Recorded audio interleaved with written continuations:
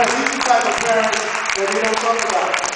They tell you, whenever we call meetings, parents don't show up. But when a parent shows up who does not compromise, who is truly a parent for not just his children, but for all the children, now it's a problem. Yeah, absolutely. Thank you, Mr. Lord. No justice. No peace. No justice. No peace. No justice. No peace. No justice. No peace. No justice. No peace.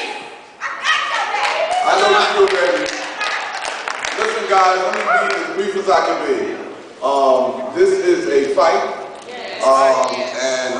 First let me thank everyone, current elected officials, former elected officials, former governor called on my behalf, so many community activists, former cops, current cops, detectives, alumni, a lot of folk called. They obviously didn't know who I knew or who loved me.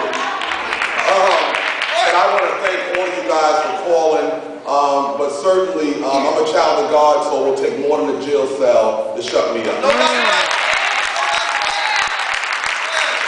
have become the poster child for being kicked out of my own kid's school.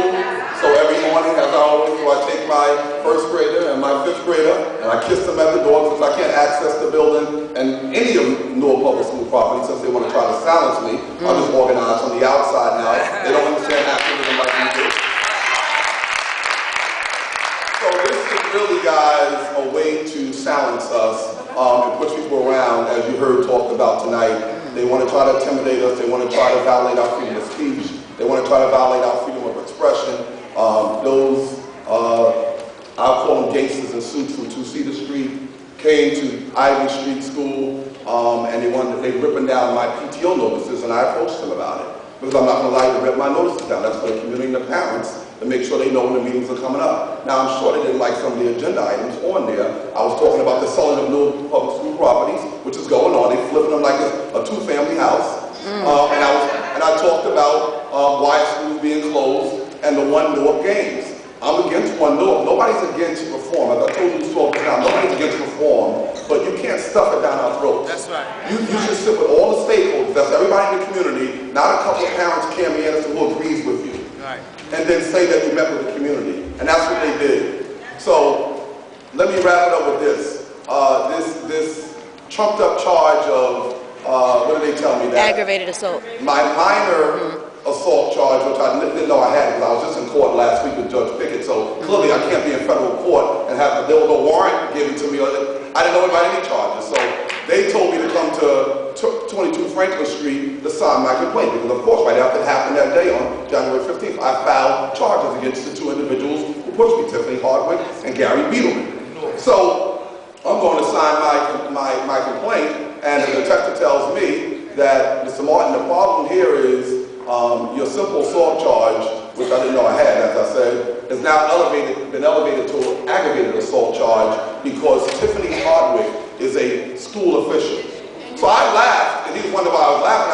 I said, so are you telling me then that the charges I filed against her is also going to get elevated? Because I'm an elected PTO president by Senate. And she is a appointed person. And of course, they told me they don't recognize that. Long story short, they told me I'm under arrest. I made my phone calls. I called Attorney Bob Pickett. I called my wife to tell her she needs to go get the kids and rally up the troops. And they handcuffed me and had to check, search me, etc. I reminded them that you brought me under heaven of pretenses because of Detective Ellis, and I'm going to put her name out, Detective Ellis, she called me, I still got on my phone, she called me to tell me to come and sign my complaint. I said, you guys, this is entrapment. That's one, and I didn't know about any charges or anything, but fine, you guys go through your process. I'm not going to fight it, you go through the process. I'm not afraid of a jail cell. They actually took me down to walk me over to Green Street, into the basement. They swabbed my mouth as if I haven't raped anybody. Why are you taking DNA? I haven't raped anybody. They did DNA on me, took a mug shot, went through the whole process. I even had an opportunity to find out what our tax dollars pay for food. So I had me some beans and franks. I said, this is cool. I was raised on beans and franks, so that was cool with me. And I shared the rest with some of the guys that was in there. But the bottom line is, guys, we cannot allow them to do what they're doing. We must draw the line in the sand right now. Right now. As the brother said, if we allow us to happen right here in Newark, Patterson, Jersey City, Camden, every place else is next. I am more determined now than ever before. When you are a child of God, He don't give us a spirit of fear. I'm an ordained deacon at Newark Church in Jersey City. Well, my wife and I was married in 1998, and my church is shocked. I'm a union organizer. My union members are shocked. But guess what? We got to keep this fight on, guys. You cannot let on the gas pedal. I'm not moved at all by some jail cell. You're just going to take more than that. So I thank you guys for all the work you've done. I didn't mean to be continuous, but I want to make sure we remind everybody that it's 7 people, and I'm sure there's other people that was affected, but justice for the Newark 7, because it's the 5 principals, and it's the clerk, I think she's here tonight, yep, and then she's going to be plastic, and myself. We need to get justice for all of us. That's right. Thank you for justice.